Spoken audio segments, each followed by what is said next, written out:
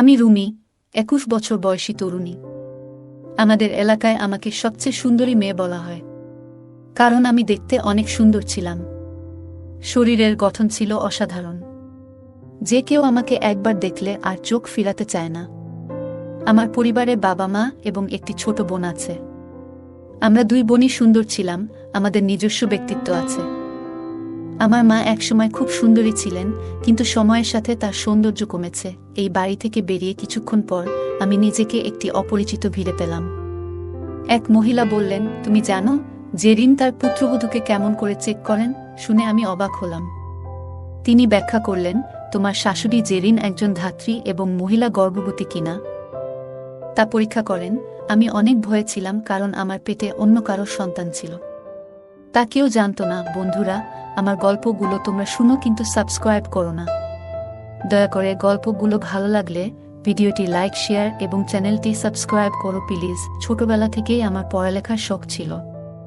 Intermediate পর্যন্ত পড়েছি। আমি সবসময় নতুন জামা, জুতা আর বিয়ের স্বপ্ন দেখতাম। বড় হয়ে কি হতে চাই তা বললে সবাই হাসত। যদিও তখন এসবের গুরুত্ব বুঝতাম না, তবু আমি বাবাকে সব বলতাম। মেইন মার্কেটে তার একটি ফলের দোকান ছিল। সে খুব বন্ধুত্বপূর্ণ ছিল। আমাদের পরিবারে বাবা মা ঈশ্বরের কাছে দুটি মেয়েকে পেয়েছিলেন এবং আমাদের দেখে রাখতেন। ইন্টারমিডিয়েট শেষ করার পর আমি বাড়িতেই ছিলাম। মা আমাকে রান্নাঘরের কাজে জড়াতে চাইতেন। তিনি বলতেন, রান্নার দক্ষতা সারা জীবনের জন্য প্রয়োজনীয়। যদি কোনো মহিলা হান্ডি এবং রুটি রাঁধতে না জানেন, তবে ঘরে তার উপস্থিতি বা অনুপস্থিতি একই। তাই মা প্রতিদিন আমাকে রান্না শেখাতেন। কখনো আমি উৎসাহ নিয়ে শিখতাম, কখনো শুধু মায়ের পাশে দাঁড়িয়ে থাকতাম। মা বলতেন, রুমি, যে কোনো কাজ আবেগের সঙ্গে করলেই শিখবে। একদিন মা হঠাৎ অজ্ঞান হয়ে গেলেন। আমি খুব ভয় পেয়ে গেলাম এবং দ্রুত বাবাকে খবর দিলাম। বাবা এসে মাকে হাসপাতালে নিয়ে গেলেন। আমরা দুই বোনও তাদের সঙ্গে গেলাম। বাবা বললেন, চিন্তা করো না। কিন্তু আমি বারবার কাঁদছিলাম। মায়ের এমন অবস্থা দেখে মনটা খুব খারাপ হয়ে গেল। বাবার খোঁজ নিয়ে আমরা চিন্তিত ছিলাম। তিনি অনেক দিন ধরে ফোন করেননি। একদিন আমি বাবাকে ফোন করলে তা বন্ধ পাই। দোকানে ফোন করে জানতে পারলাম সুনীল সেখানে কাজ করছে। বাবাকে অনেক দিন দেখেনি। সুনীল বাবাকে খুব পছন্দ করতেন। আমি তাকে জিজ্ঞেস করলাম, বাবার কোনো খবর আছে? তিনি বললেন, না, চাচা এখনো আসেননি। খোঁজার চেষ্টা করব, তুমি দুশ্চিন্তা করো না। কিন্তু আমার উদ্বেগ বাড়ছিল।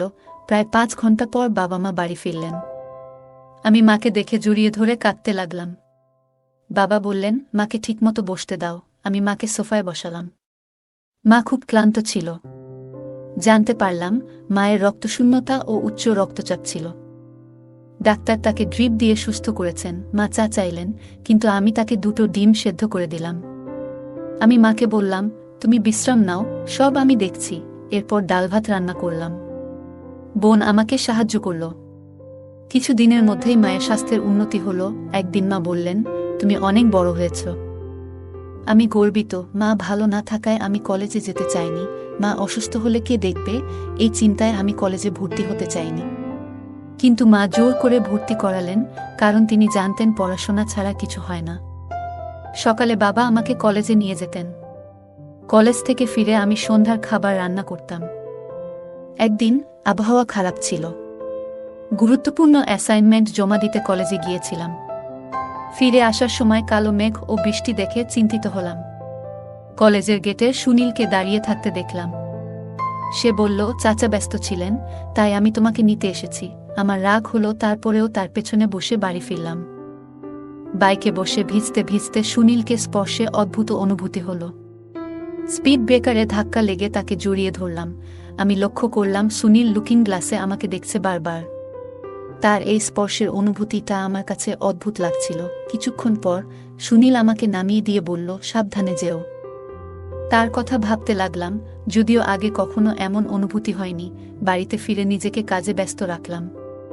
রাতে শুয়ে সুনীলের সাথে বাইকে বসার সেই মুহূর্ত মনে এলো। সুনীল আমার মনে ও হৃদয়ে জায়গা করে নিল। ওই সময় আমার মনে নানা অনুভূতি আসতে শুরু করল। আমি চিন্তিত হয়ে উঠে বসলাম। জানি না কেন, কিন্তু সুনীলের কথা ভেবে ভালো লাগছিল। বাবা ব্যস্ত থাকলে সুনীল আমাকে নিয়ে যেত। সুনীল চুপচাপ থাকত, শুধু চোখে চোখ রেখে কথা বলতাম। ধীরে ধীরে আমাদের বন্ধুত্ব গড়ে উঠল। আমরা বন্ধুত্বপূর্ণ হতে শুরু করলাম। কখনো আইসক্রিম খেতাম, কখনো গল্প করতাম। সুনীল প্রায়ই আমাকে নিতে আসত, কখনো কোথাও বসে কথা বলতাম। একদিন পার্কে বসেছিলাম, পুলিশ এসে সবাইকে সরিয়ে দিল। তখন ঠিক করলাম, আর কখনো এভাবে বসব না। সুনীলকে সেটা জানালাম, কিন্তু মন থেকে তাকে ভুলতে পারলাম না। একদিন সুনীল প্রস্তাব দিল, চল কাল আমার বন্ধুর বাসায় যাই। ওর মা শহরের বাইরে, আমরা একটু সময় কাটাবো। আমি রাজি হলাম। মাকে বললাম কলেজে শো আছে, তাই তৈরি হচ্ছি। মাকে চুরি করে বললাম, মা সম্মতি দিলেন। একটু লজ্জা লাগলেও প্রেম আর যুদ্ধে অনেক কিছুই হয়। রিকশা নিয়ে বের হলাম, কিন্তু কলেজের বদলে অন্য পথে চললাম। কিছুক্ষণ পর সুনীল এসে ওর বন্ধুর বাসায় গেলাম। সেখানে ছোট একটা ঘর ছিল। বুঝতে পারলাম এখানে আসা ভুল ছিল। আমার হৃদস্পন্দন এত জোরে ছিল যে কিছুই বুঝতে পারছিলাম না। সুনীল আমার হাত ধরে কথোপকথন শুরু করল এবং আমরা একে অপরের কাছাকাছি চলে এলাম। আমরা আবেগে ভেসে গেলাম। পরে সুনীল লজ্জিত হয়ে বলল, মাফ করে দাও, আমি এটা চাইনি। আমিও কিছু বলতে পারলাম না, কারণ এতে আমারও সমান দোষ ছিল। আমি তাকে থামানোর চেষ্টা করিনি। তারপর তাকে বললাম, আমাকে বাড়ি পৌঁছে দাও। সুনীল ভয়ে ছিল আমি রাগ করব কিনা। আমি বললাম, না, এখন কিছু বলতে চাই না। বাড়ি পৌঁছে মা জিজ্ঞেস করলেন, কি হয়েছে? আমি বললাম, শরীরটা ভালো লাগছে না, হয়তো বিপি কমে গেছে। মা আমাকে বিশ্রাম নিতে পাঠালেন। আমি বিছানায় শুয়ে পড়লাম। নিজের ওপর ঘৃণা অনুভব করছিলাম। পরদিন কলেজে যাইনি, টেনশনে শরীর খারাপ হয়ে গেছিল। সুনীল এর সাথে সম্পর্ক খারাপ হলো না, কিন্তু কিছুই আগের মতো ছিল না। 3 দিন পর সুনীল এর সরি বলার অপেক্ষায় ছিলাম। আমি চাইছিলাম যত তাড়াতাড়ি সম্ভব সুনীলকে বলি, এই পরিস্থিতি থেকে দূরে থাকি। আমার পরিবারকে জানিয়ে বিয়ের কথা বলো, কিন্তু সুনীল যেন হারিয়ে গেছে। তার খোঁজ পাই না, খুব চিন্তিত। একদিন বাবাকে জিজ্ঞেস করলাম, বাবা, সুনীল কোথায়? বাবা বললেন, আমি তাকে চাকরিচ্যুত করেছি। সে দোকানের অনেক ক্ষতি করেছে। শুনে আমি স্তব্ধ হয়ে গেলাম। সুনীল আমাকে প্রতারণা করেছে, আমাকে একা ফেলে গেছে। আমার মা অসুস্থ হয়ে পড়লেন, তাকে হাসপাতালে নিতে হলো। 3-4 দিন পর মা বললেন, রুমিকে বিয়ে দিতে হবে। বাবা রাজি হলেন। তখন জানতে পারলাম আমি মা হতে যাচ্ছি। খুবই হতাশ, আত্মহত্যা করার কথা ভাবছিলাম। মা জোর দিয়ে বললেন, 8 দিনের মধ্যে বিয়ে করতে হবে। আমার বিয়ে ঠিক হলো সুজয়ের সাথে। মা বাবার পছন্দ। সুজয় 12 বছরের বড় আর ব্যাংকে চাকরি করেন। তার প্রথম স্ত্রী তাকে তালাক দিয়েছেন। আমি কিছু বলতে পারলাম না, কারণ আমার পেটে সুনীলের সন্তান। বিয়ের সিদ্ধান্ত নিতে হলো। আমার গর্ভাবস্থা 2য় মাসে ছিল। বাবার সিদ্ধান্তে বিয়ের তারিখ ঠিক হলো। 1 সপ্তাহ পরে বিয়ের দিন মা সুজয় এর উঠানে এলেন। আমার মা বাবার চাপের কারণে বিয়েতে রাজি হতে হয়েছিল। নতুন বাড়িতে এসে প্রথম কয়েকদিন খুব অস্বস্তি লাগছিল। এলাকার মহিলারা আমাকে দেখতে আসছিলেন, আর আমি অপরিচিত পরিবেশে খুব নার্ভাস ছিলাম। সব সময় ভয়ে থাকতাম আমার গোপন কথা যদি কেউ জেনে যায়। একদিন শাশুড়ি আমাকে পরীক্ষা করতে এলেন। আমি কাঁপছিলাম, মনে হচ্ছিল আমার গোপন কথাটি ফাঁস হয়ে যাবে। আমি বললাম, এই জামা কাপড়ে কিছুক্ষণ বিশ্রাম নিতে চাই। শাশুড়ির চোখ আমার শরীরের উপর এক্স-রে মেশিনের মতো ঘুরছিল। আমি খুব ভয় পাচ্ছিলাম। তখনই সুজয় রুমে ঢুকলেন। সুজয় 35 বছরের হলেও দেখতে ভালো ছিলেন। সুনীলের প্রতারণার পর আমি নিজেকে বলেছিলাম সুজয়কে বিশ্বাসঘাতকতা করব না। সুজয় যখন আমাকে আংটি পরালেন, আমি নিজেকে তার প্রতি অনুগত হওয়ার প্রতিশ্রুতি দিলাম। পরদিন সকালে শাশুড়ির আশীর্বাদ নিতে গেলাম। তিনি কিছুক্ষণ চুপ করে থাকলেন, তারপর বসতে বললেন। তার মনোভাব বুঝতে পারছিলাম না। আমি মনে মনে ভাবছিলাম, আমি কি এই নতুন জীবনে সুখী হতে পারব? আমি বুঝতে পারছিলাম না কি করব। সকালে উঠে আমি রুমে চলে আসলাম। সুজয় তখনও ঘুমাচ্ছিল। মনে হলো আজ মুখ দেখানোর রীতি ছিল, যেটা আমি গতকাল করতে পারিনি। সুজয় খুব সুন্দর এবং নরম স্বভাবের মানুষ। আমি নিজেকে দোষারোপ করছিলাম, কেন সুনীলের সাথে সম্পর্ক করেছিলাম। সুজয় কিছু জানত না, তাই স্বস্তি পেলাম। রাতে সুজয় আমাকে রাতের খাবারের জন্য ডেকেছিলেন, কিন্তু আমি চুপ করে রইলাম। পরে 3 কাপ চা বানিয়ে সুজয় এর রুমে নিয়ে গেলাম। কিছুক্ষণ পরে আমার শাশুড়ি এসে বললেন, রুমি, আমার 30 বছরের অভিজ্ঞতা আছে। আমি বুঝতে পেরেছি তুমি গর্ভবতী। আমি হতভম্ব হয়ে গেলাম। শাশুড়ি বললেন, সুজয় কখনো বাবা হতে পারবে না। তার প্রথম স্ত্রীও তাকে এই কারণেই ছেড়ে গেছে। তোমার মা সুজয় এর কথা জেনে এই সম্পর্ক মেনে নিয়েছেন। তুমি সুজয়কে সব কথা বলে দাও, না হলে সে জানতে পারলে খুব রেগে যাবে। আমি চুপ করে রইলাম, মাথা নিচু করে রুমে ফিরে এলাম। বুঝতে পারছিলাম না কিভাবে সুজয়কে সব বলবো।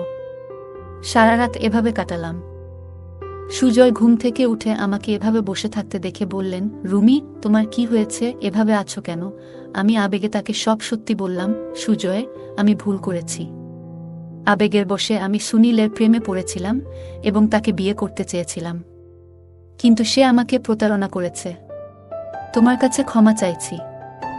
তুমি যদি ক্ষমা করতে না পারো, তোমার যে সিদ্ধান্তই নাও, মেনে নেব। সুজয় চুপ হয়ে গেল এবং কিছু না বলে বাইরে চলে গেল। আমি কান্নায় ভেঙে পড়লাম। পরে ব্যাগ গুছিয়ে আম্মুর বাসায় চলে গেলাম। মা বললেন, আমি জানতাম সবকিছু, তাই তোমার বিয়ে তাড়াতাড়ি করেছিলাম। সুজয় এর মা ও আমি এ বিষয়ে আগে থেকেই জানতাম। মা আরও বললেন, সুজয় কখনো বাবা হতে পারবে না, তাই আমরা ভেবেছিলাম তোমার সন্তানকে দত্তক নেবে। আমি জানতাম সুজয় তোমার জন্য ভালো পছন্দ। আমি নির্বাক হয়ে গেলাম। মা আমাকে লজ্জিত করে চলে গেলেন। আমি কান্নায় ভেঙে পড়লাম। মনে হলো সারা পৃথিবী অন্ধকার হয়ে গেছে। সুনীল আমাকে প্রতারণা করেছে। আমি নিজেকে দোষারোপ করলাম। এখন শুধু আমার শাশুড়ি ও মা জানেন। সুজয় এই সত্যটা জানে, এরপর সবাই জানতে পাবে। আমি জানি এই পৃথিবী আমাকে বাঁচতে দেবে না। সারাদিন কাঁদতে কাঁদতে রুমে শুয়েছিলাম, কেন জানি না। সুজয় এর অপেক্ষায় ছিলাম, কিন্তু সে আসেনি।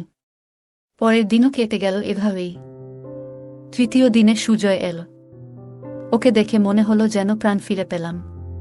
সুজয় জিজ্ঞেস করল, কেমন আছো? আমি বললাম, ভালো নেই। আমি তোমার এবং আমার পরিবারের সাথে বিশ্বাসঘাতকতা করেছি। বেঁচে থাকার অধিকার আমার নেই। সুজয় বলল, তুমি যা করেছ তা ভুল ছিল, তবে আমি তোমাকে ভালোবাসি।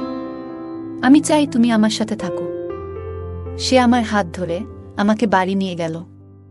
তারপর থেকে জীবনের রুটিন বদলে গেল। শুরুতে মনে হতো আমি সুজয় এর সাথে আমার পরিবারকে প্রতারণা করেছি, তবে যখন রাহুলের দিকে তাকাতাম মন শান্ত হয়ে যেত। সে সন্তানের জন্য সবকিছু প্রস্তুত করছিল। আমি বিস্মিত হয়েছিলাম, কিন্তু খুশিও হয়েছিলাম। আমার শাশুড়ি বলেছিলেন, তুমি দুর্বল, সপ্তম মাসেই সন্তানের জন্ম হবে। তারপর এক রাতে সুজয় এর কোলে একটি সুস্থ সন্তান জন্ম নিল। আমার কপালে চুমু খেয়েছিল। তখনও আমি অজ্ঞান ছিলাম, তাই আবার ঘুমিয়ে পড়লাম। যখন চোখ খুললাম, সুজয় আমার কাছে এলো। আমি তার হাত ধরলাম এবং বললাম, সুজয়, বিয়ের 7 মাস হলো, কিন্তু তুমি কখনো বাচ্চার বাবার কথা জানতে চাওনি কেন? সুজয় বলল, আজকের পর থেকে কখনো এটা বলো না। এই ছেলে আমাদের, তুমি আর আমি। এটা আমাদের সন্তান। আমরা নতুন জীবন শুরু করব, যেখানে সবকিছু ভালো হবে এবং আমরা একে অপরকে ভালোবাসব। গল্পটা কেমন লাগলো জানাতে ভুলবে না। আরও মজার মজার রোমান্টিক গল্প শুনতে চাইলে ভিডিওটি লাইক, শেয়ার এবং চ্যানেলটি সাবস্ক্রাইব করতে এবং বেল আইকনটি টিপতে ভুলবে না। ধন্যবাদ।